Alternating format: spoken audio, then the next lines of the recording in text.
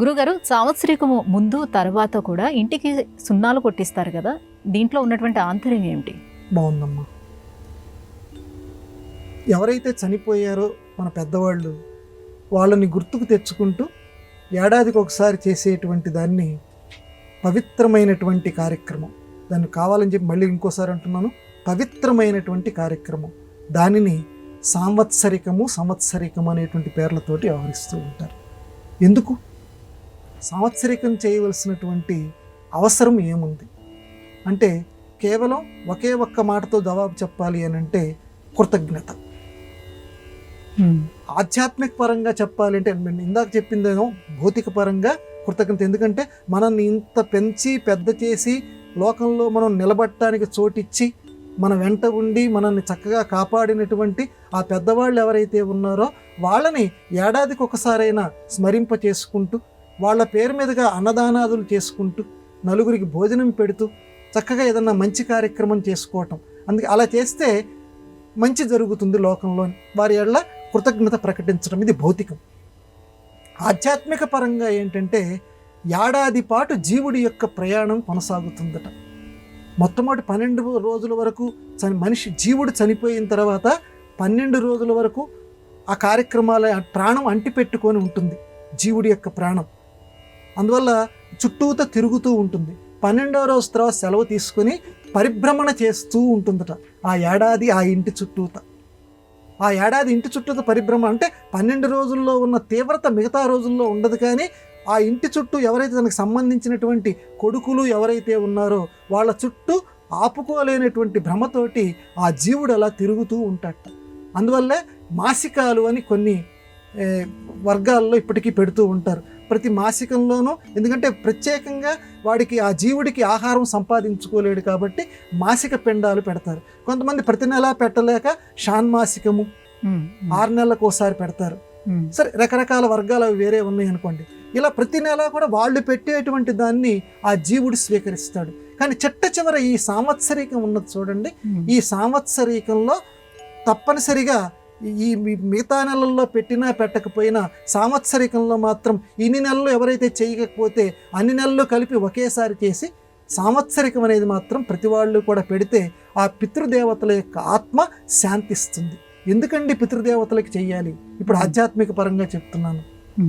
దేవతలకి కోపం తెప్పించినా పర్వాలేదు, పితృదేవతలకు కోపం తెప్పిస్తే తిరుగులేని ప్రతికూల పరిణామాలు నీకు ఎదురవుతాయి. కుటుంబం అంటే ఇప్పుడు కొంతమంది కేవలం మొదటి సంవత్సరం మాత్రమే చేసి మిగతా సంవత్సరాలు ఇంకా మళ్ళీ చేయరు కదా, అట్లా చేసి అది కొన్ని వర్గాల్లో ఉందమ్మా. కానీ మన ధర్మశాస్త్రం మాత్రం ప్రతి సంవత్సరం మాత్రం వాళ్ళని స్మరించుకోమంది. ప్రతి సంవత్సరం మాత్రం తప్పనిసరిగా ఆబ్దికం తప్పనిసరిగా వాళ్ళకి పెట్టవలసిందే.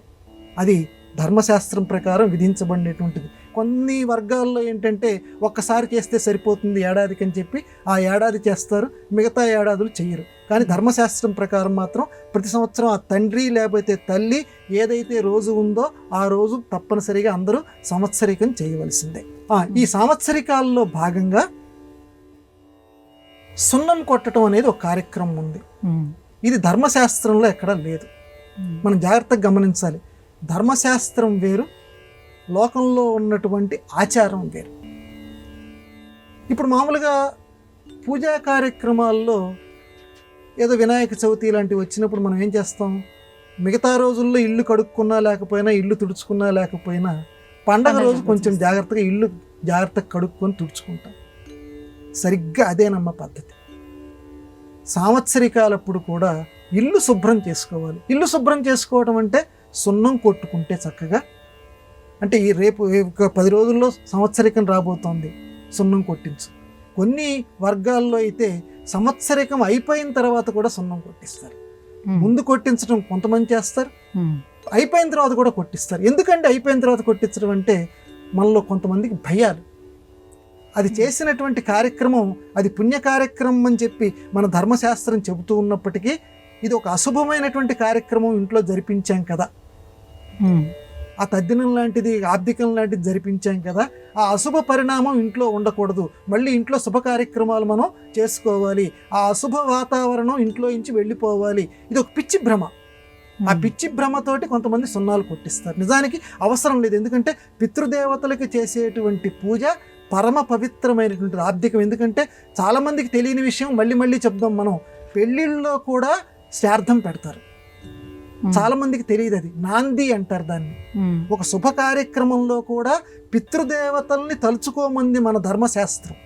పితృదేవతల్ని తలుచుకోకుండా ఏ కార్యక్రమం మనం చేయకూడదు. అందువల్ల చాలా శుభకరమైన కార్యక్రమమే, నీకు జీవితంలో శుభాన్ని ఇచ్చే కార్యక్రమమే. కానీ ఒక ఆచారం కొన్ని ప్రాంతాల్లో ఉండిపోయింది.